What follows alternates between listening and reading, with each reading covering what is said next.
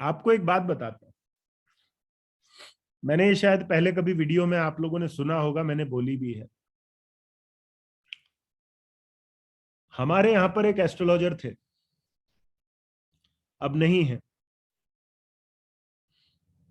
तो मेरे father in law से जब मेरी कभी बात होती है तो वो उन्होंने जब मेरे को इस चीज का जिक्र किया ना, और जब मैंने एस्ट्रोलॉजी को थोड़ा सा और खंगाला, तब मेरे को समझ में आया कि यार पुराने लोग भी कितना दिमाग था उन लोगों के अंदर भी। लेकिन क्या है कि कुछ चीजों को उजागर नहीं किया गया कि भाई ठीक है हम अपना बता देंगे उपाय कैसे होना है, तो सामने वाला भी हमारे सर के ऊपर आकर बैठ जाएगा, उसको भी वो गुर मिल जाएगा, तो हमारा यूएसपी खत्म।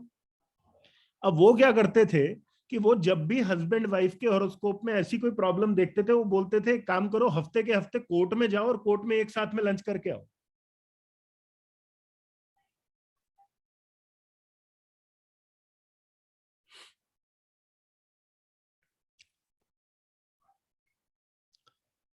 एक्चुअली आपने देखा होगा कि हमारे सनातन परंपरा में कई सारे रिचुअल्स ऐसे हैं जिन रिचुअल्स को करते समय आदमी को नॉर्मली शारीरिक कष्ट उठाना पड़ता है।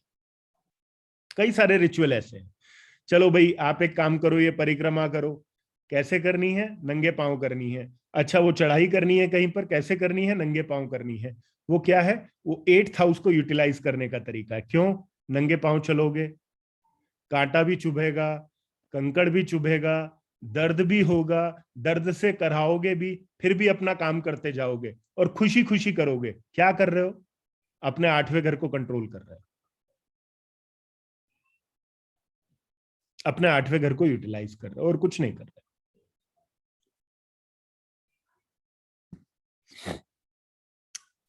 इसलिए इसलिए मैं एक बार हर क्लास में हमेशा ये रिपीट करता हूं कि जो ये कहता है कि कुछ सही नहीं किया जा सकता, वो लैक ऑफ अवेयरनेस की वजह से बोलता है। वो अवेयर नहीं है। या तो दो बातें हैं, या तो वो अवेयर नहीं है, या उसने नियति को ये मान लिया है कि भैया यही होगा, या फिर आप इस बात को समझो कि मैं ऐसा कौन सा कार्य करूं जिससे चीजें ठीक हो जाए। अब आप कहोगे कि सर आपकी बात समझ में आ रही है और आप कह रहे हो यूटिलाइजेशन करने के लिए, लेकिन अगर हमारी दशा में वो घर नहीं है तो भी क्या हम उस हाउस को क्रिएट कर सकते हैं अपनी लाइफ में? उसके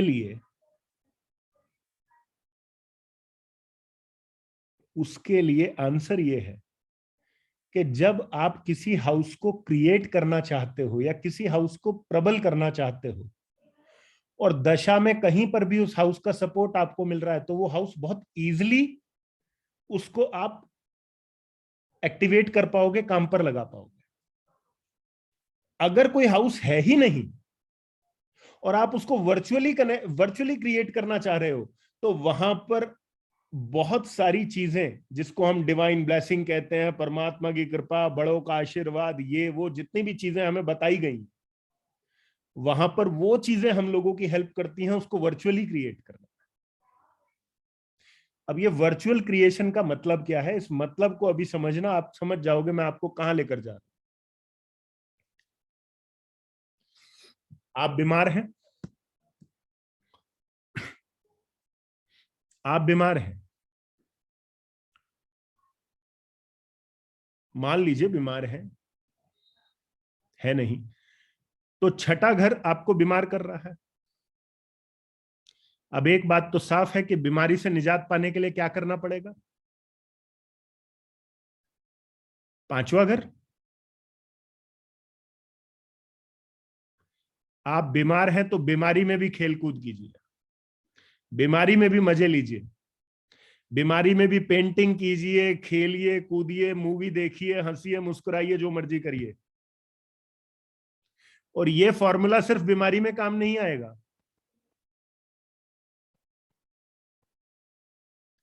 आपके लोन को खत्म करने में भी काम आएगा। बहुत से लोग कहते हैं लोन नहीं मिल रहा है जी,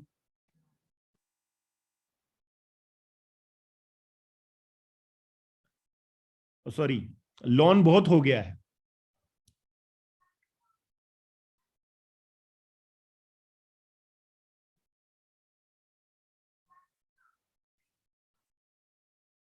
समझ रहे हैं बात को?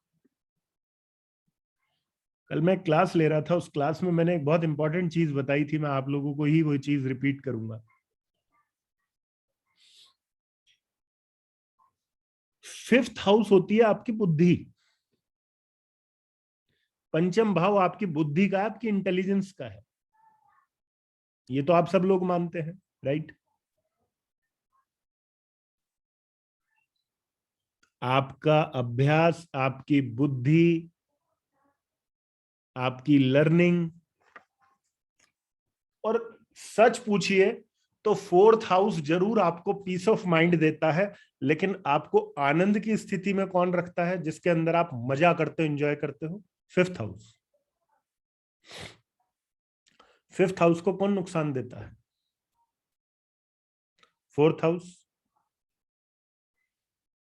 आप अपनी लाइफ में जितनी कंफर्ट, जितनी लग्जरी ऐड करते जाएंगे, ऐसी की तैसी हो जाएगी। आप खुश रहना भूल जाएंगे। दुनिया को आप दिखा रहे होंगे, दुनिया आपको देख रही होगी क्या, अरे यार कितने मजे में है यार, अरे कितनी लग्जरी है यार, अरे कितने मजे कर रहा है। वो मजे नहीं कर रहा है, वो एक्चुअली मजा क्या होता है वो भूल ही गया है। वो खुद ये भूल चुका है कि मजा कहते किसको है, वो खुद भूल चुका है आनंद कहते किसको है, वो खुद भूल चुका है कि बुद्धि चलेगी कैसे।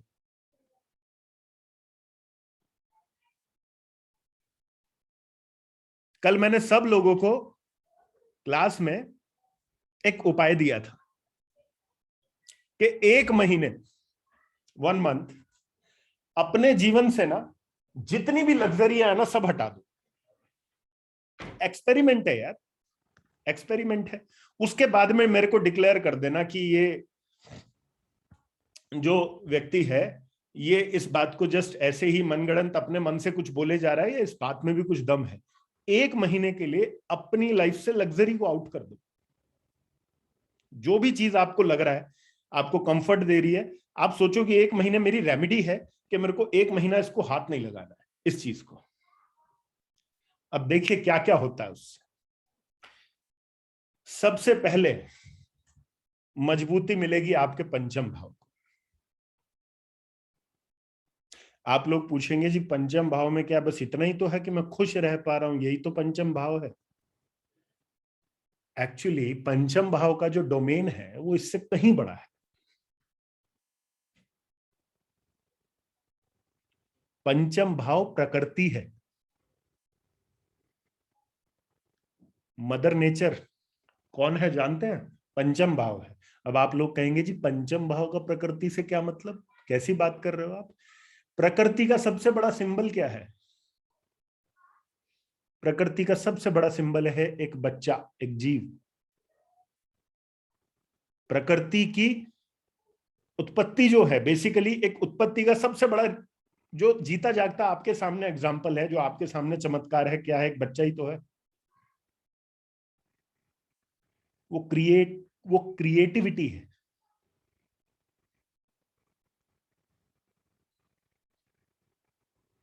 आपकी लाइफ में जो क्रिएटिविटी है ना, वो अपना दम तोड़ने लगती है जब आप कंफर्ट लेवल में चले जाते हैं।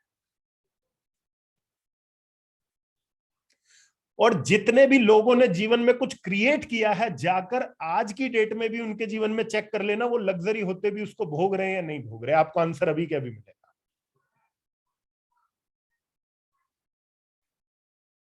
मैं तो डेली देखता हूं, डेली मेरे पास हॉरोस्कोप आता, सब चीजें आती हैं। अब प्रॉब्लम क्या है? अब प्रॉब्लम यह है कि जब इन चीजों को किसी क्लाइंट को बोलेंगे तो क्लाइंट आपको सर्टिफिकेट जरूर पकड़ा देगा कि भाई आप अपना इलाज कराओ, मेरा रेफरेंस दे देना, ठीक है, उसके पास जाकर। क्यों? क्योंकि आप तो ये कह रहे हो कि भैया लग्जरी त्याग दो।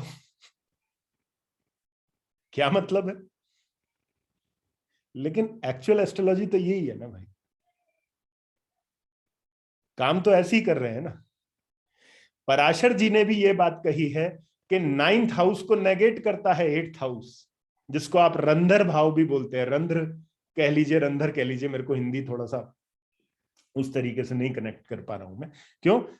पराशर जी कहते हैं कि 8th हाउस इसलिए मैलेफिक माना गया है क्योंकि आपके भाग्य को जो है नुकसान कर रहा है। उसी बात को आगे कृष्णमूर्ति जी ने भी बोल दिया कि हर हाउस से 12वां हाउस उस हाउस की हानि कर रहा है। अरे इस एक सेंटेंस से भी अगर आपने ज्योतिष को नहीं समझा तो फिर बेकार है, क्योंकि ज्योतिष की हर रेमेडी जो है वो इसी सेंटेंस के अंदर, इसी सेंटेंस में रेमेडी है। 8वें घर को अनैतिक कहते हैं कि भाई ये अनैतिकता है, और 9th हाउस नैतिकता का है। अब 8वें घर को जब नेगेटिव एक्ट किया जाएगा तो दो चीजें होंगी, एक तो मोरालिटी लूज हो जाएगी, और आपको आपके भाग्य की चोट कब पड़ेगी? जब आपको आपके भाग्य की सबसे ज्यादा जरूरत होगी, तब आपको आपका भाग्य सपोर्ट नहीं करेगा, चाहे आप कितने ही काबिल क्यों ना हो। यह है 9th और 8th। कुछ चीजें जो हैं वो हम लोगों ने इतनी सुनी है और हम सुनते आए हैं। कोई आदमी डिप्रेशन में है तो डिप्रेशन वाले आदमी को नॉर्मली आदमी क्या कहता है? अरे यार घर से बाहर निकलना, लोगों से मिल, लोगों से बात कर, लोगों से इंटरेक्ट कर। तो जब तुम ऐसा करोगे तो थोड़ा थोड़ा डिप्रेशन जो है वो कंट्रोल में आएगा। बोलते हैं, ऐसा बोलते हैं। हमारी एस्ट्रोलॉजी क्या कह रही है? वो भी तो 8वें को नेगेट करने के लिए, 7वें को एक्टिव करने के लिए बोल रही है। वो कोई फारसी या अरबी या किसी और लैंग्वेज में थोड़ी ना कोई श्लोक आप लोगों को दे दिया कि भाई आप ऐसा कीजिए। इसलिए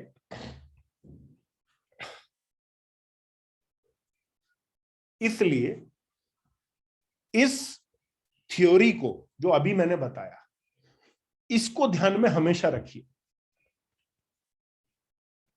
और सामने वाले का बिहेवियर, सामने वाले का एटीट्यूड,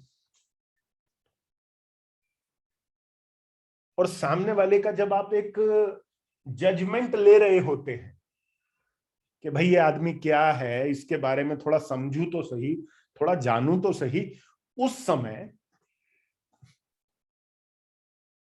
आप उसके हाउस को पकड़ना स्टार्ट कर दीजिए, उसके हाउसेस को। यार ये कौन से हाउस का बंदा है? एक बात बड़ी छोटी सी बोलता हूं आप लोगों को।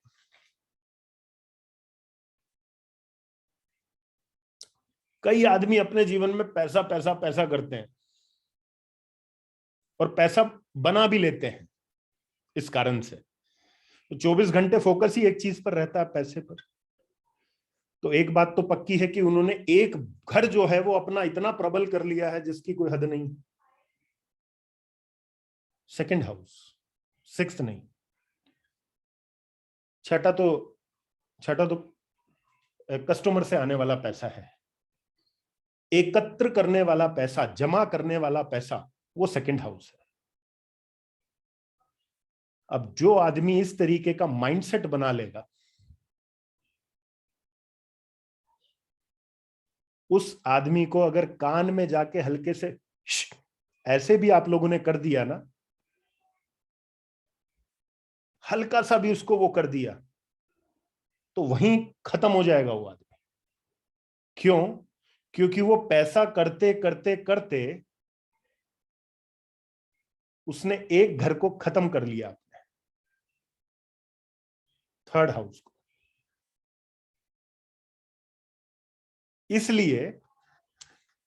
इसलिए जो 2nd हाउस वाले लोग होते हैं ना, जिनकी कुंडली में 2nd हाउस आपको बहुत प्रोमिनेंट मिलेगा, उन लोगों को ना चीजें स्टोर करने की आदत होती है। अरे इसको स्टोर कर लूं, अरे इसको जमा कर लूं, उनसे पूछो इसका क्या करोगे, अरे 5 साल बाद वो बड़ा होगा या बड़ी होगी, उसके काम आ जाएगा। आप उससे पूछो इसका क्या करोगे, अरे जब बूढ़े हो गए तो शायद चलने में स्टिक के रूप में काम आ जाए। इतना जमा करते हैं चीजों को, इतना एक्यूमुलेट करते हैं। इसलिए जो लोग सेकंड हाउस वाले लोग होते हैं ना, वो चीजों को इकट्ठा करने का शौक होता है उनको, यार इकट्ठा कर लो, इकट्ठा कर लो सब चीजों को। और इसलिए इन चीजों को इकट्ठे करते करते वो अपने थर्ड हाउस को खराब कर डालते हैं। और थर्ड हाउस के खराब होते ही सबसे पहले उनके अंदर से क्या चला जाता है, करेज चला जाता है। करेज का जाना आपके अंदर किस चीज को डेवलप कर देगा, इनसिक्योरिटी को डेवलप कर देगा। जो लोग जितने इनसिक्योर होते हैं उनके पास पैसा भी होता है, देखिए कमाल की बात।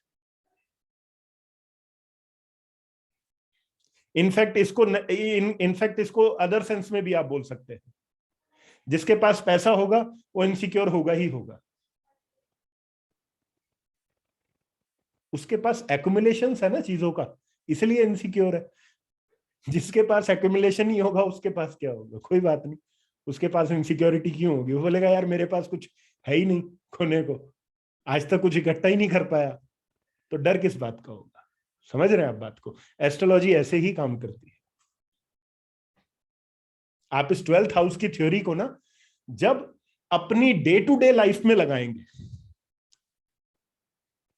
और अपने जीवन के हर पहलू में जब उसको देखेंगे ना, और हर चीज को नोट करना शुरू कर देंगे। इनफैक्ट जब दुकानदार से कुछ ले रहे हैं, वो कैसे रिएक्ट कर रहा है, आप कैसे एक्ट कर रहे हो, वहां पर भी आपको हाउसेस काम करते नजर आएंगे। आपको हर चीज का ना आंसर मिलना शुरू हो जाएगा। एस्ट्रोलॉजी यहां से शुरू होती है,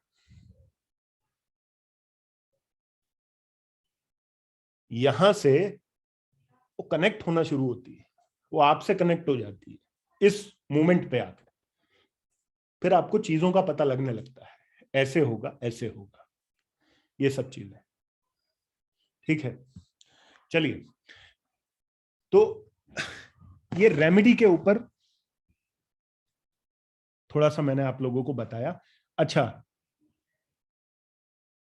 अगर अब देखिए कमाल की बात, कुछ लोग 12th हाउस को, कुछ लोगों का 12th हाउस जो है वो बहुत स्ट्रांग हो जाता है।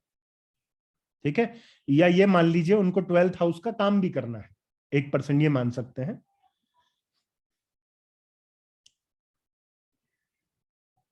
12th हाउस का काम भी करना है। अब दो बातें हैं, एक आदमी तो वो जो 12th हाउस को चाहता नहीं कि बहुत प्रबल हो, और एक आदमी वो है जो कह रहा है यार मेरे को तो काम ही 12th हाउस का करना है, क्योंकि मैं तो एक्सपोर्ट इंपोर्ट में हूं।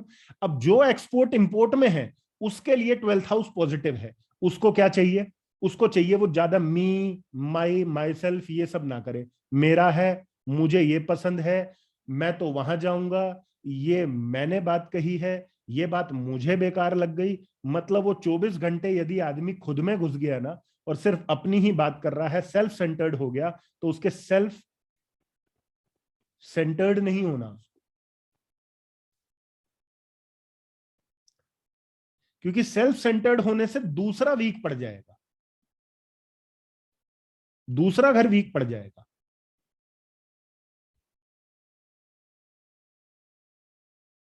इसलिए आप देखोगे जो लोग अपने जीवन में खुद से बड़ा किसी को नहीं मानते ना, मैं कह रहा हूं, मैं ऐसा हूं, मैं वैसा हूं, वो कभी पैसा नहीं जोड़ पाते। ये प्रैक्टिकल है, इसको लगा के देख लीजिएगा एक एक आदमी पर। और जिन लोगों के लिए 12th हाउस बहुत स्ट्रांग रखना है, जिन्होंने, जिनको ऐसा करना है, उनको बहुत ज्यादा सोशलाइज नहीं होना है।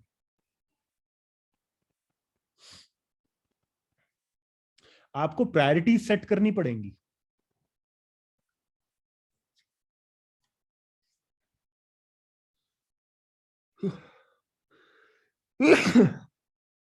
एक्सक्यूज मी, आपको प्रायोरिटीज सेट करनी पड़ेगी।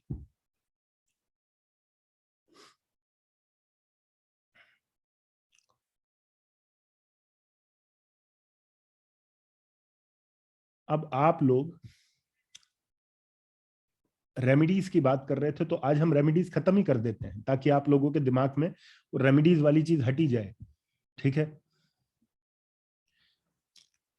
देखिए, एक तो होता है रेमेडी को डिजाइन करना, जो मैंने अभी आप लोगों को सिखाया है। ये रेमेडी क्या देनी है ये नहीं सिखाया, रेमेडी कैसे डिजाइन करते हैं वो सिखाया।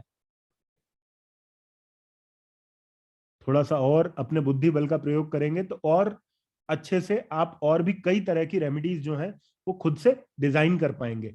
इसलिए एक एस्ट्रोलॉजर का सबसे इंपॉर्टेंट होता है रेमेडी सीखना नहीं, रेमेडी डिजाइन करना। वो एक डिजाइनर होना चाहिए।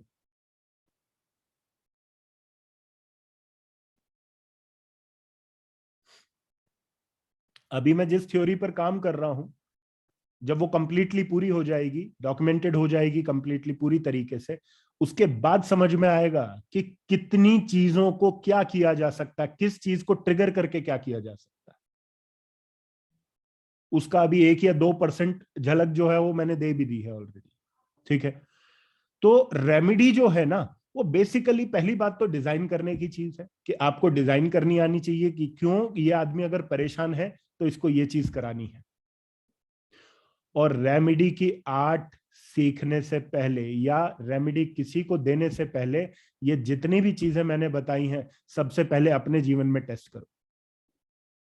और अपने जीवन पे टेस्ट करने के लिए क्यों बोल रहा हूं, पहले मैंने इनको अपने जीवन पे टेस्ट किया, उसके बाद में मैंने आप लोगों को इसको हैंडओवर किया। जब आप टेस्ट कर लोगे फिर किसी और को हैंडओवर करोगे। क्यों? क्योंकि दूसरा व्यक्ति जो है वो एक्सपेरिमेंट का हिस्सा नहीं है। वो बायोलॉजी लैब का चूहा नहीं है जिसका डेस्क पे लिटा के डिसेक्शन कर दोगे तो बोलोगे कि पूरा काट भी देना और खून भी नहीं निकालना है। ठीक है, तो ऐसा नहीं होना चाहिए। तो बेसिकली एक तो रेमेडी डिजाइन कैसे करनी है, इन सारी चीजों को अपनी लाइफ में ऑब्जर्व कीजिए आज से। अच्छा, मैं ये हाउस ये कर रहा हूं, मतलब ये हाउस ऐसा हुआ तो ये होगा, उस चीज को सोचना शुरू कीजिए। पहला पॉइंट। सेकंड पॉइंट, ये तो चलो एक डिजाइन करने की बात होगी। ठीक है, अब बहुत से लोग कहते हैं क्योंकि हम लोग इंसान है, कॉन्शियस माइंड हमारा हमेशा, जो मरकरी है हमारा हमेशा एक्टिव रहता है और उसमें बहुत सारी चीजें दिमाग में चलती रहती है। जैसे मेरे एक स्टूडेंट ने बोला, मैंने उसको बोला कि आप एक काम करो, आप ये पर्टिकुलर प्लेनेट का डोनेशन कर दो। उसने बोला, अरे सर ये तो मेरा 2 6 11 दे रहा है। तो मैं वहीं रुक गया। मैंने कहा नहीं भाई, इससे आगे नहीं बढ़ूंगा। क्यों? क्योंकि इसने पहले ही अपने माइंड को एक मैसेज डाल दिया कि मैंने अगर 2 6 11 वाले प्लेनेट को दे दिया तो मेरी तो जेब खाली हो जाएगी। ठीक, अब देखिए, सबसे पहली चीज तो क्या है कि जब आपको यह पता चल गया कि आप अपनी कुंडली में किस हाउस को लेकर एक्टिव हैं बहुत ज्यादा, या कौन सा आपकी कुंडली में बहुत ज्यादा एक्टिवेटेड हाउस है, सबसे पहले तो आपने उस हाउस को काउंटर करना है। कब काउंटर करना है? स्पेशली जब वो नेगेटिव है।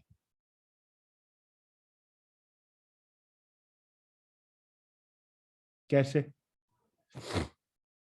नॉर्मली नॉर्मली एक लेमन के लिए 2 हाउसेस सबसे ज्यादा उसको परेशानी देते हैं। आप लोग आज तक पढ़ते आए हो, ज्योतिष भी कहता भी 8वां घर और 12वां घर, ये दोनों घर जो हैं ये कहीं ना कहीं आपको प्रॉब्लम्स देंगे।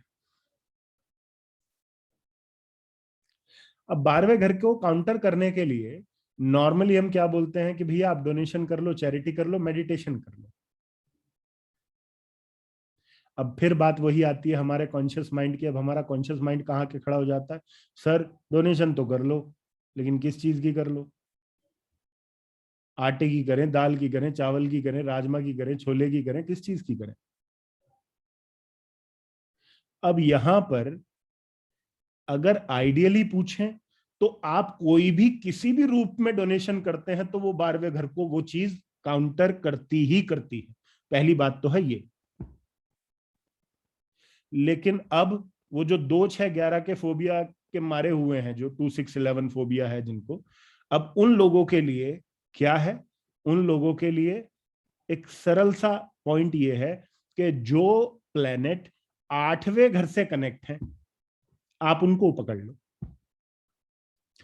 उधर आप 12वें, उधर आप डोनेशन करके 12वें को ठीक कर ही रहे हो, इधर क्या है, आपने 8वें वाले प्लेनेट को भी पकड़ लिया।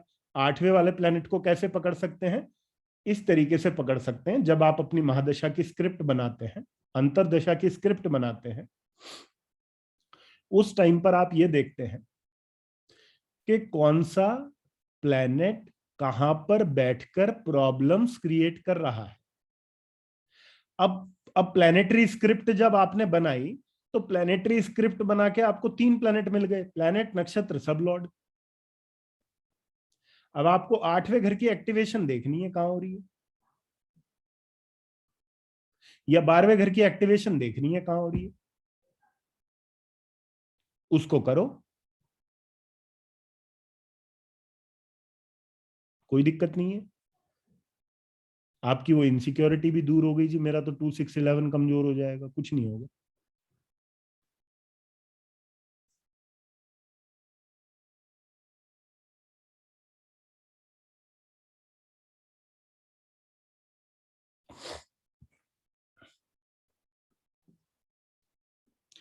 अब यहां पर बहुत से लोगों के मन में एक प्रश्न उठता है, सर हम तो एस्ट्रोलॉजी कर रहे हैं, क्या हमें डोनेशन करनी है 8वें घर के प्लैनेट की? सर हम तो क्या बोलते हैं, एक्सपोर्ट इंपोर्ट में है, क्या हमें डोनेशन करनी है वो जो 12वां घर दिखा रहा है उस प्लैनेट की? भाई पहली बात तो ये है कि जो एस्ट्रोलॉजी कर रहा है पीड़ा उसको भी होगी, और जो एक्सपोर्ट इंपोर्ट में है लॉसेस उसको भी होते हैं। हाँ, जब आप एक घर को काम कर रहे होते हैं तो कहीं ना कहीं वो चीज कंट्रोल में रहती है, आपको उतना उठापटक नहीं करती, वो कहीं ना कहीं अपने को बैलेंस करने की कोशिश करती है। भाई कोई टैक्सेशन डिपार्टमेंट में है, उसका 8वां घर एक्टिवेट हो रखा है, तो डेफिनेट सी बात है वो 8वां घर उसकी हेल्प कर रहा है। लेकिन ऐसा तो नहीं है उसको प्रॉब्लम नहीं होगी। जब उसको प्रॉब्लम होगी तो कहीं ना कहीं आपको 8वें घर की डोनेशन करनी है। वहां ये नहीं सोचना है कि ये तो 8वें घर का काम कर रहा है, ये करा दिया तो ये वीक पड़ जाएगा, ये पढ़ा दिया तो ये वीक पड़ जाएगा, ठीक है, वो सब नहीं सोचना है आप लोगों को। क्योंकि वो एक बार आपके मैसेज अगर आपके सबकॉन्शियस में चला गया ना, तो फिर वो काम 100% करेगा। और वो इसलिए नहीं कि आपने उसकी डोनेशन कर दी, इसलिए कर रहा है, इसलिए क्योंकि आपने उसको अपने सबकॉन्शियस में डाल लिया है कि ऐसा होगा।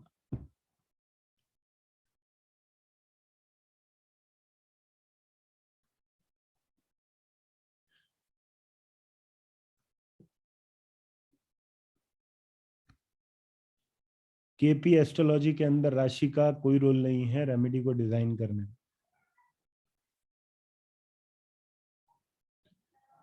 केपी एस्ट्रोलॉजी किसका नंबर गेम है? केपी एस्ट्रोलॉजी में कभी सुना है ऐसा कि यार इसका तो डेबिलिटेटेड जुपिटर है वो 2 6 11 दे रहा है, या तो इसका एक्सल्टेड जुपिटर है वो 2 6 11 दे रहा है? यहाँ पे तो नंबर्स पे काम होता है भाई, कौन सा हाउस कितनी स्ट्रेंथ में काम कर रहा है उस पर बात होती है।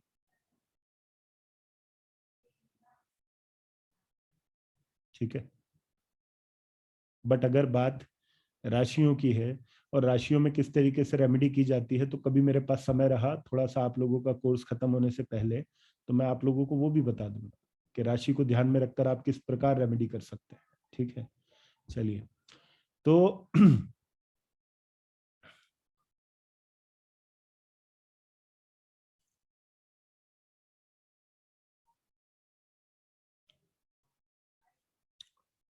2 प्लेनेट 8वें घर में हैं, तो दोनों से कहो कि 2 से कुछ काम नहीं होगा, खूब जमेगा रंग, जब मिल बैठेंगे 3 यार, ठीक है, तो उसको बोलो मुझे भी मिला लो साथ में, ठीक है, तो तीनों साथ में मिलकर काम करते हैं 8th हाउस के लिए। ठीक, अगर 2 प्लेनेट हैं 8th हाउस में, या 3 प्लेनेट हैं, या वट एवर जितने भी प्लैनेट्स हैं, तो जब आपकी दशा, अंतरदशा, प्रत्यंतर दशा जब ये एक्टिवेट होंगी, और जब आप अपने अपने प्लैनेट्स की स्क्रिप्ट बनाओगे, तो जहां जहां ये प्लैनेट स्क्रिप्ट के अंदर एक्टिव होंगे और वहां अगर ये अपनी कारस्तानी कर रहे हैं, वहां आपको परेशानी दे रहे हैं, तो तब आपको इनको करना पड़ेगा।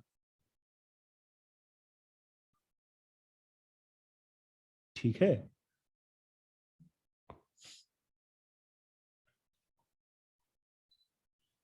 आठवां घर किसका है? कौन से प्रोफेशन का है? टैक्सेशन का है कि नहीं है? टैक्स देते हो ना आठवें घर से। कई लोग मेरे से कहते हैं आठवें घर की लाइफ लॉन्ग रेमेडी क्या है? मैं कहता हूं अगर बिजनेस कर रहे हो ना तो अपना टैक्स टाइम पे देते रहो, आठवां घर कभी तंग नहीं करेगा। और इतने सारे प्लेनेट जब आठवें घर में आके बैठते हैं तो क्या बोलते हैं कि आप लोगों के ऊपर इतना टैक्स बकाया है, इतना टैक्स बकाया है। और पहले तो टैक्स बकाया है, पहले तो ऑलरेडी आप बकाया लेकर आए हो, और इस जन्म में भी आपने और चालू कर दिया। तो एक लेवल तक ही कोई चीज हैंडल हो सकती है ना, उसके बाद क्या होगी? उसके बाद वो चीज होती है जिससे आप सब लोग डरते हैं। आप बोलते हैं अरे मेरे तो रेड पड़ गई। रेड कहां से पड़ती है? रेड भी आठवें घर से पड़ती है।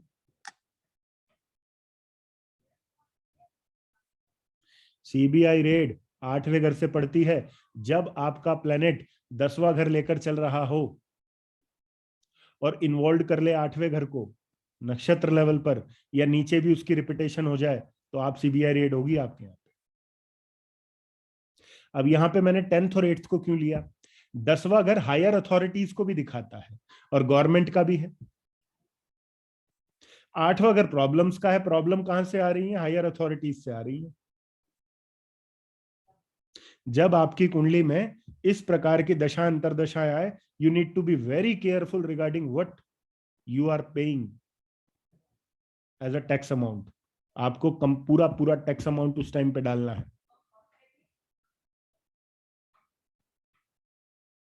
ठीक है, नहीं तो आपका एड्रेस बदलते देर नहीं लगेगी, आपको पता दूसरा एड्रेस क्या होगा, है ना। ऐसे कई लोग कहते हैं कि नहीं नहीं नहीं, एड्रेस चेंज भी होना चाहिए, change is the only constant. ठीक है, तो आप सीधे आठवें घर से कहां पहुंच जाओगे?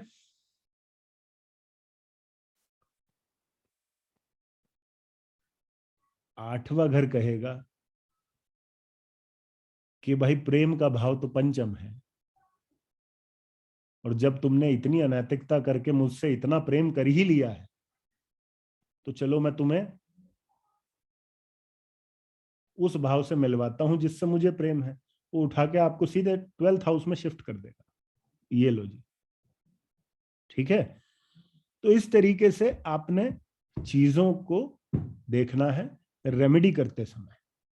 ठीक है, आठवें घर के टाइम के समय आठवां घर जब भी ऑपरेट करे, आपको अपने जीवन में सबसे पहले ये चेकिंग करनी है कि आपके द्वारा कुछ अनैतिक तो नहीं हो रहा है।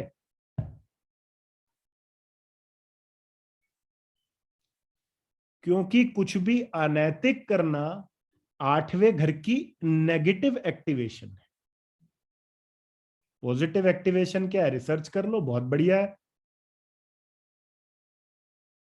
डेप्थ में सब्जेक्ट को स्टडी कर लो, बहुत बढ़िया है। किसी विषय की खोज कर लो, बहुत बढ़िया है। हर तरीके से अच्छा है।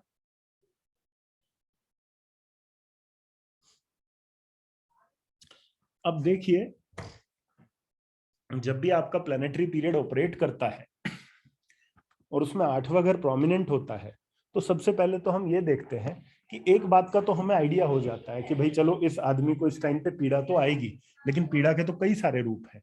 पीड़ा बॉडी से भी जुड़ी हो सकती है, पीड़ा फाइनेंस से भी जुड़ी हो सकती है, पीड़ा जो है डॉक्यूमेंटेशन से भी जुड़ी हो सकती है, पीड़ा आपकी जो इमीडिएट फैमिली है उससे जुड़ी हो सकती है, पीड़ा बच्चे से जुड़ी हो सकती है। कई दफा जो आपके सर्वेंट्स होते हैं उनके कारण आपको पीड़ा मिलने लगती है। ऊपर 6 नीचे 8, फाइनेंस से पीड़ा मिलती है ऊपर 2 नीचे 8, शारीरिक पीड़ा मिलने लगती है ऊपर 1 नीचे 8, कामकाज के रूप में पीड़ा मिलने लगती है ऊपर 10 नीचे 8,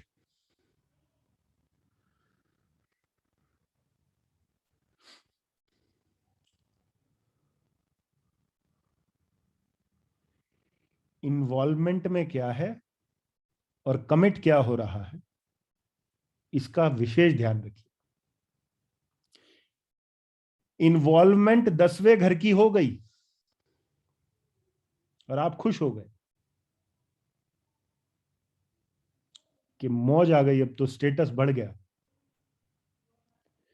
तो जब तक 10 के नीचे नजर ना जाए ना, तब तक खुश मत होइए। क्योंकि अगर नीचे 11 है तो बहुत खुशी की बात है, 10 है बहुत खुशी की बात है, 2 6 है बहुत खुशी की बात है, लेकिन गलती से 8 12 है ना,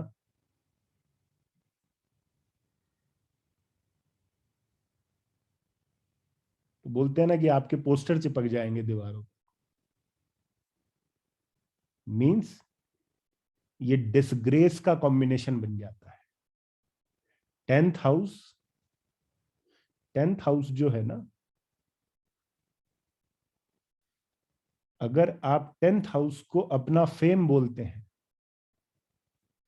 तो 10th हाउस आपकी सोसाइटी में इमेज भी है। इसलिए इसलिए जब 10th हाउस ऑपरेट करता है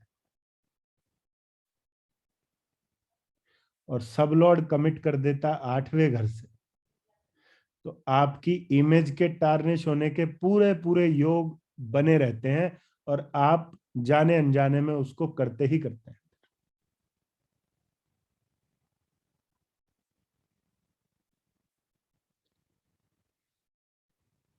सोर्स के नंबर्स को तब आप रिलेट कर सकते हैं जब सोर्स वाला प्लेनेट अनटेनेंटेड है, तब आप उसको इन्वॉल्व कर सकते हैं उसके नंबर को, कि चलो यार इसको भी इन्वॉल्व कर। अगर वो सोर्स वाले नंबर नहीं है, तो जो सोर्स है ना, वो अपने आप में चीज को इनिशिएट करेगा। नक्षत्र पे 10 आया, नीचे 8 आया, इतना तो पता चल गया हमें कि इस व्यक्ति की इमेज खराब हुई है। लेकिन ये इमेज खराब होने की कहानी कहां से शुरू हुई? सोर्स प्लैनेट से शुरू हुई। वो सोर्स प्लैनेट जो है, वो कोई ना कोई रीजन बना। मतलब मैं एक बड़ा छोटा सा एग्जांपल देता हूं। सबसे ऊपर 3, नीचे 10, फिर 8, ऐसे करके लिख दो। सबसे ऊपर लिख दो 3, नीचे लिख दो 10 और उसके नीचे लिख दो 8। प्रोफेशन में प्रॉब्लम आएगी इस बात की तो आपको गारंटी हो ही गई। इमेज को प्रॉब्लम आएगी इस बात की भी गारंटी है। लेकिन ये प्रॉब्लम्स ना आए, इसके लिए हमें सबसे पहले ध्यान किस चीज का देना है? तीसरे घर का देना है। क्यों?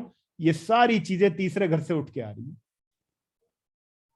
आप में से बहुत से लोग मेरे को बोलते हैं कि सर आप तो सोर्स प्लैनेट की कभी बात ही नहीं करते। अरे भैया, मैंने नहीं कहा कि मैं बात नहीं कर रहा, मैं तो इनफैक्ट ये कहता हूं कि सारी कहानी वहां से शुरू होती है।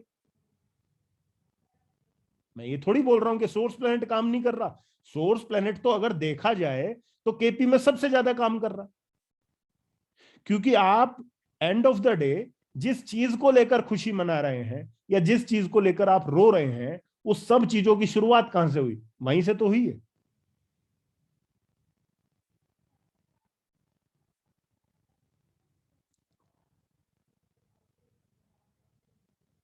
एक्चुअली में आपका प्लेन आपको किस डेस्टिनेशन पे उतारेगा, वो तो इंपॉर्टेंट है,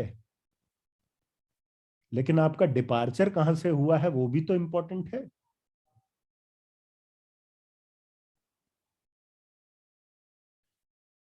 अगर डिपार्चर पे ही फिसल गया या डिपार्चर पे ही कुछ इधर उधर हो गई बात, फिर क्या होगा? समझ रहे हैं बात को? इसलिए सोर्स प्लैनेट को भी नजरअंदाज नहीं करना है, स्टोरी ऐसे ही बनानी है। मेरे पास कुंडली आई, सबसे ऊपर 9, नीचे 7, नीचे 6, फीमेल की कुंडली। सॉरी, 9 नहीं, 3 लिखिए।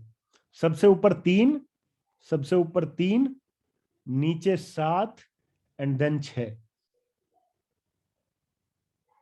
फीमेल की कुंडली है, मैरिज में डिस्टरबेंस होंगे इस टाइम पे, अगर ये प्लेसमेंट होगी, ऊपर 7 नीचे 6, अगर प्लेसमेंट होगी तो। ये डिस्टरबेंसेस शुरू कौन से घर से हो रहे हैं? कौन से घर से शुरू हो रहे हैं? तीसरे घर से शुरू हो रहे हैं। ये जो फीमेल है, इनके फादर इन लॉ कारण है इनकी लड़ाई झगड़े। एक्चुअल स्टोरी है, वो बोल रही है, वो ये बात बोल रही है, अपने मुंह से बोल रही है कि मेरे फादर इन लॉ की वजह से होता है, वो कुछ बोलते हैं, वो कुछ सिखाते हैं, ऐसा होता है वैसा होता है। और वही चीज क्या निकल के आ रही है, वो चीज यहाँ कनेक्ट हो रही है। तीसरा घर कौन होता है? तीसरा घर आपके फादर इन लॉ। समझ गए? तीसरा घर फादर इन लॉ है। आपका जो कस्पल सब लॉर्ड, आपका जो कस्पल सब लॉर्ड अच्छे नंबर दे रहा हो, always try to maintain a healthy relation with that person. और जो आपका कस्पल सब लॉर्ड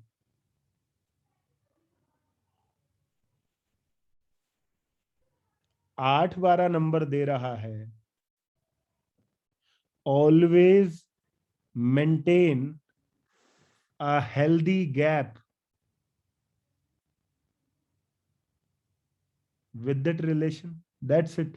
खराब करने को कोई किसी खराब करने को नहीं बोल रहे हैं, लेकिन ये बता रहे हैं कि गैप कहां मेंटेन करना है और कहां बढ़िया मेंटेन करना है।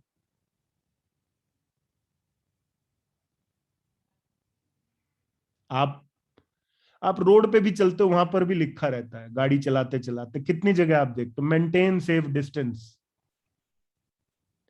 आपका जो कस्पल सब लॉर्ड 8-12 दे रहा है, उसकी ये रेमेडी है, maintain safe distance with that person, और एल्स आप प्रॉब्लम में आ जाएंगे। आप करके देख लीजिएगा ये चीज।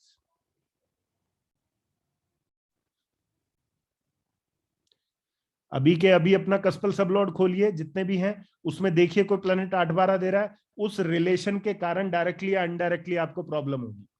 चेक कर लीजिएगा।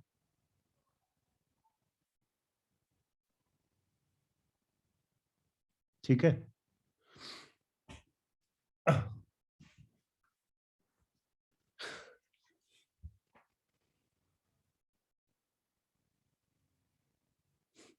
ये क्या है? जो अभी मैंने दो चीजें बताई, मेंटेन सेफ डिस्टेंस या मेंटेन हेल्दी रिलेशन, ये भी रेमेडी है। ये भी रेमेडी है। एक्चुअली रेमेडी जो है, वो जल प्रवाह करने से, चक्कर लगाने से, या कुछ और XYZ करने से ज्यादा आपके वे ऑफ लाइफ को स्ट्रक्चर करने से ज्यादा अच्छी होती है। इसलिए जब आप अपना केपी में काम कर रहे होते हैं ना,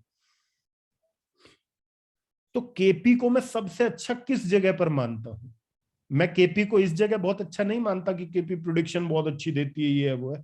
केपी एस्ट्रोलॉजी आपकी लाइफ को ना स्ट्रक्चर बहुत अच्छे से कर देती है।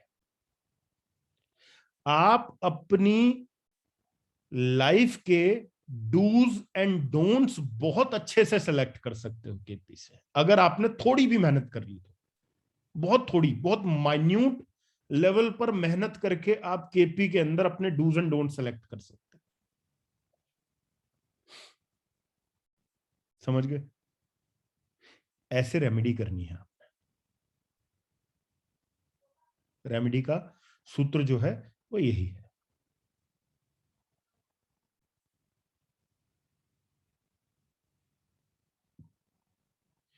अब कई लोग बोलते हैं कि केपी एस्ट्रोलॉजी के अंदर क्या कोई ऐसी चीज है, जैसे आपने देखा होगा पराशरी ज्योतिष में हम लोग 9th हाउस को बड़ी इंपॉर्टेंस देते हैं कि नवम भाव जो है भाग्य का है, जो प्लेनेट 9th हाउस से रिलेशन बनाएगा वो प्लेनेट हमारे लिए कहीं ना कहीं भाग्यशाली हो जाता है, राइट? अब यहां पर केपी एस्ट्रोलॉजी क्या कहती है कि जो कस्पल सबलॉर्ड आपकी कुंडली में बहुत स्ट्रांगली 5वां घर और 9वां घर दिखाएगा, 5 और 9 दिखाएगा, you need to maintain a very good relation with that person, because आपकी लाइफ में जो डिवाइन हेल्प या डिवाइन ब्लेसिंग निकल कर आएगी वो इस पर्सन के द्वारा निकल कर आएगी। समझ रहे हैं आप बात को?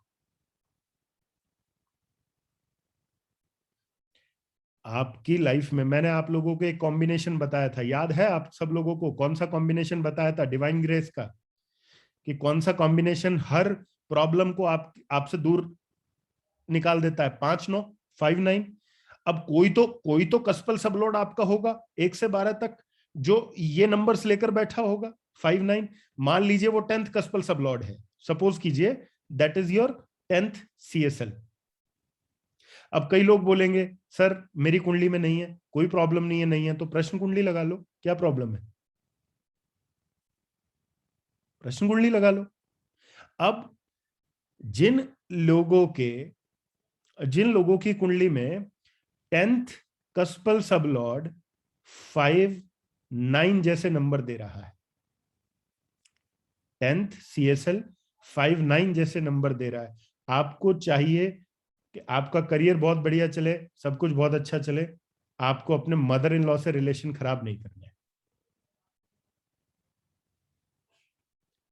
आप अगर केपी एस्ट्रोलॉजी से किसी का चार्ट देखे ना, तो आप एक काम कीजिएगा, या अगर मुझसे हो सका तो मैं कर दूंगा, नहीं तो आप में से कोई टेक्निकली स्मार्ट होगा तो वो कर देगा, बिकॉज मैं ना लिखने में थोड़ा सा आलसी हूं, मेरे पे इतना कुछ लिखा नहीं जाता। तो आप में से कोई वो पॉइंट्स बना लेगा, उनको इस तरीके से स्ट्रक्चर कर देगा तो बहुत बढ़िया रहेगा। कैसे? जैसे किसी की भी आप कुंडली देखें, सपोज कीजिए आपने किसी की भी कुंडली देखी, तो उस टाइम पर आप कुछ चीजें ऐसी मार्क करके दीजिए, उसको 10 पॉइंट ऐसे लिख कर दीजिए जिसको वो जिंदगी भर ना भूले। किससे रिलेशन मेंटेन रखना है, किससे रिलेशन अवॉइड करना है, कौन से हाउस को आपने ठीक रखने के लिए ये चीजें करते रहना है, मतलब इसके लिए जो आपकी करंट महादशा है उसको कैसे काउंटर करेंगे, उसको किस तरीके से चलाएंगे। तो ऐसे 6 या 7 पॉइंट लिख के दीजिए और पूरा रिटर्न में होने चाहिए और सामने वाले को हैंडओवर कर दीजिए, वो जीवन भर आपको नहीं भूलेगा। 12th CSL कौन सा रिलेशन है?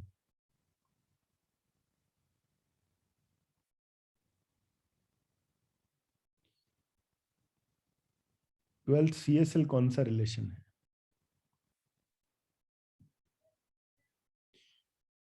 12th CSL आपकी ग्रैंड मदर भी हैं और आपके घर पर जो फकीर आते हैं, भिक्षामदेही, अब तो वो नहीं चलता भिक्षामदेही, अब तो कुछ अलग ही, लेकिन वही है 12th। और आमतौर पर आप किसी अननोन आदमी को भी 12th में ले सकते हो।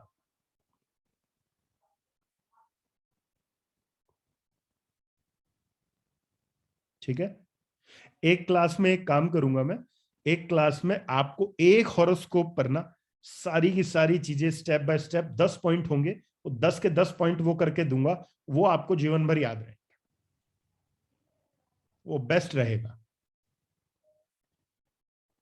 ठीक है, रिलेशन बोल दूं? रिलेशन बोल दूं तो रिलेशन अभी मैं तभी कर दूंगा जब आप लोग करेंगे ना।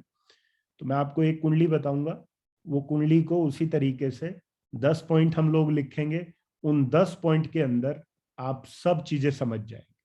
ठीक है, फ्लो चार्ट मैं नहीं बना सकता, मैंने बोला ना भाई, मैं डिजाइनिंग में इतना, मेरा शुक्र इतना अच्छा नहीं है कि मैं उसको क्रिएट करके दूं, मैं सजा के दूं, ये करके दूं। मैंने ऐसे लोग देखे हुए हैं अपने पेपर में 3-3 तरह के पेन रखते हैं, बड़ी क्रिएटिविटी होती है उनमें। क्वेश्चन लिखते हैं रेड पेन से, फिर नीचे ग्रीन से हेडलाइन कर देंगे, फिर ये करेंगे वो करेंगे, बहुत मजबूत शुक्र होता है। हमारा नहीं है भैया इतना, हम तो देसी आदमी हैं, एक बार कलम चल पड़ी तो खत्म। और अक्षरों को भी आपको ढूंढना पड़ेगा कि ढूंढे इसमें कौन सा शब्द कहाँ लिखा हुआ है, ठीक है, क्योंकि हम जैसे लोग बोलते हैं ढूंढो तो जाने, ठीक है। तो आप लोग उस फ्लो चार्ट को बनाइएगा और उस तरीके से। अच्छा, ओके ओके,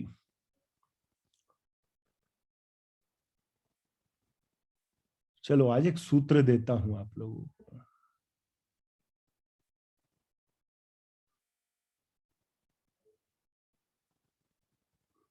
अभी अभी किसी की लाइफ में हुआ, इसलिए आप लोगों से शेयर कर रहा हूं।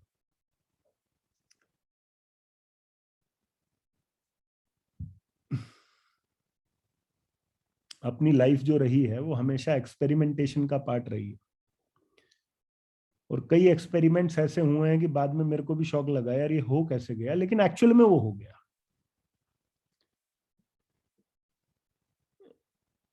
किसी कपल को संतान नहीं हो रही थी, ठीक है, और संतान नहीं हो रही थी तो आप, अब संतान नहीं होगी तो ऑब्वियस सी बात है आपको कुछ ऐसे नंबर चाहिए जो आपको संतान देने में सपोर्टिव हो। लाइक 2 5 11 हो, 5 11 हो, या 2 11 हो, इस तरीके से। अब 5 उस कॉम्बिनेशन में रहे तो और भी बढ़िया है, बिकॉज ये तो प्राइम हाउस हो गया संतान का, ठीक है। अब मेरा ध्यान गया कि थर्ड CSL 5 11 दे रहा है, थर्ड कस्पल सबलॉर्ड बहुत स्ट्रांगली 5 11 दे रहा है। मैंने बोला देखिए जी गारंटी नहीं देता मैं, आप ट्राई करके देख लीजिए, क्या आप जगह बदल दीजिए अपनी, आप कहीं और शिफ्ट हो जाइए।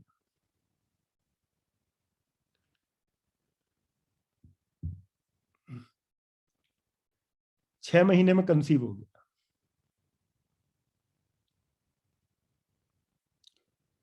इसका श्रेय उस कपल को जाता है जिसने ये बात मानी।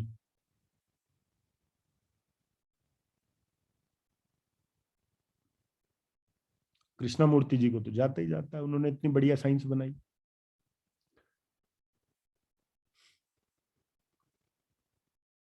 समझ रहे हैं? थोड़ा सा हमें जाता है कि हमने भी तुक्का मार दिया, तुक्का हिट हो गया।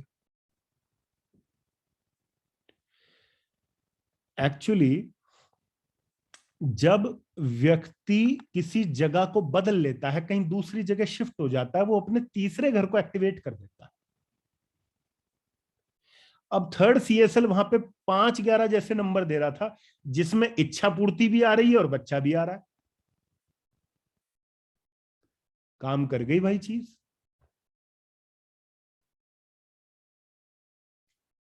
हमने तो ऐसे ही किया था।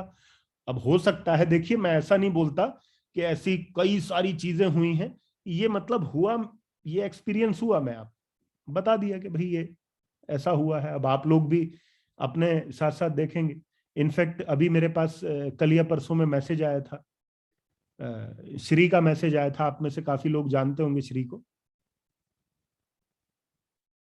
हमारी टीम का यंगेस्ट एस्ट्रोलॉजर है, 13 साल का है, ठीक है। अब उसने कितना बड़ा केस सोल्व किया, उसने मेरे पास मैसेज डाला था, आई थिंक कि उस व्यक्ति का 4 या 5 बार वीजा रिजेक्ट हुआ, 4 या 5 बार वीजा रिजेक्ट हुआ, और इसने कुछ अलाइनमेंट वहां पर करी। अब 5th टाइम जो है उसका, मेरे ख्याल 2 या 3 दिन पहले उसका वीजा जो है कंफर्म हो गया, ठीक है। अब आपको क्या करना है कि आप अपनी लाइफ में जितनी भी केस स्टडीज लोगे ना, उन केस स्टडीज को डॉक्यूमेंट जरूर कीजिएगा। डॉक्यूमेंट कैसे? भैया मेरे पास ये प्रॉब्लम लेकर आया था, उसके एवज में मैंने ये रेमेडियां दी और ऐसे काम हो गया या नहीं हुआ, जो भी है उसका जो भी रिजल्टेंट है वो लिखना है, हुआ नहीं हुआ जैसे भी है। और कमाल की बात बताता हूं, मैंने आज तक एक भी केस स्टडी डॉक्यूमेंट नहीं किया अपनी लाइफ में। आप लोगों को बोल रहा हूं, दिल से बोल रहा हूं, ईश्वर ऊपर बैठा, आज तक एक केस स्टडी डॉक्यूमेंट नहीं की। 1000 की होंगी, 960 970 में अच्छी सक्सेस मिली है, सब कुछ मिला है। 20-30 लोग ऐसे भी रहे जिनकी नहीं कर पाए, नहीं कर पाए, बिल्कुल क्लियर है। अब उनके कर्मा रहे या हमारे कर्मा, वो नहीं कर पाए उस चीज को, वो एक अलग चीज है, लेकिन डॉक्यूमेंट नहीं की। लेकिन आप लोगों को बोलता हूं डॉक्यूमेंट करना है। क्यों?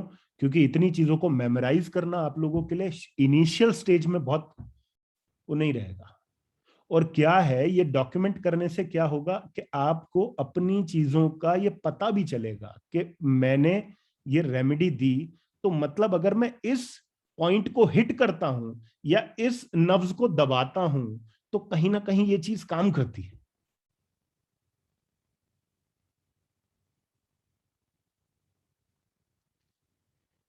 डॉक्यूमेंटेशन और ऑब्जर्वेशन, ये दोनों चीजें बहुत जरूरी हैं।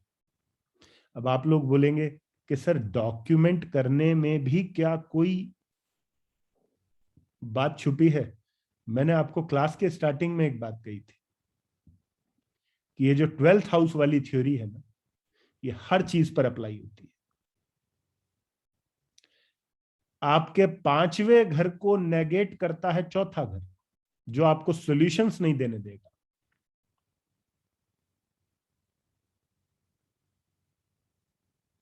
चौथे घर को कौन नेगेट करेगा? Third house. आपने थर्ड हाउस को एक्टिव किया है और जिसके लिए एक्टिव किया है उसके कौन से घर को यूज किया? 9th हाउस को। समझ रहे हैं? और अगर कारक तत्वों के अकॉर्डिंग बात करें तो बड़ी जाहिर सी बात है कि आपने केतु को यूटिलाइज कर लिया, उसी ने ब्लॉकेज देनी थी। इसलिए हम बोलते रहते हैं भाई लिख लीजिए,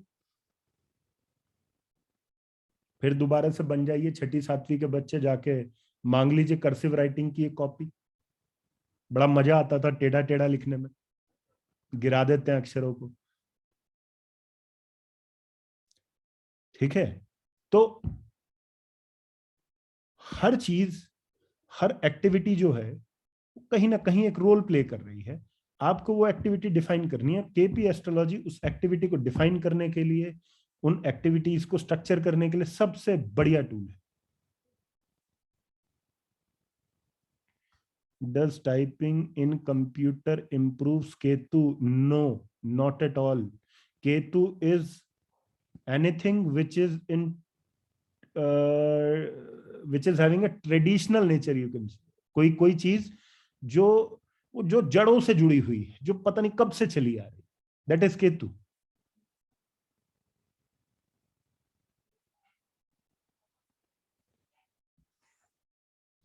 आपकी कुंडली में वैसे भी अगर बहुत सारे प्लैनेट्स केतु से जुड़े हैं, और खासकर अच्छे प्लैनेट लाइक शुक्र, बुध, बृहस्पति, शनि, तो राइटिंग आपके लिए वरदान है। आप समझ लीजिए, आप जितना लिखेंगे आप उतना राइज करते चले जाएंगे।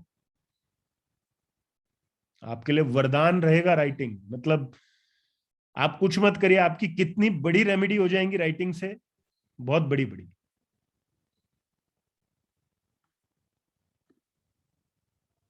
ठीक है? अभी मेरे पास 3 या 4 हॉरोस्कोप्स थे आप लोगों में से, तो मैंने पर्सनली सब लोगों को मैसेज कर करके पूछी ये चीज कि भाई आप राइटिंग कर रहे हो, राइटिंग कर रहे हो। यकीन मानिए, उनमें से 4 या 5 में से जो भी बहुत बढ़िया जिन्होंने एक्सेल किया है अपने एरिया में, अपनी लाइफ में, वो सब राइटिंग में इन्वॉल्व है। वो बोल रहे हैं हमारी तो हैबिट ही है, हम तो सुबह शाम लिखते हैं, we are fond of writing. ठीक है? तो बहुत सारी चीजें हैं।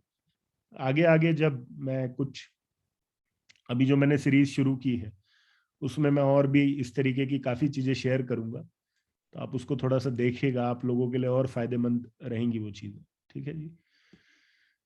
तो राइटिंग केतु है, ठीक है।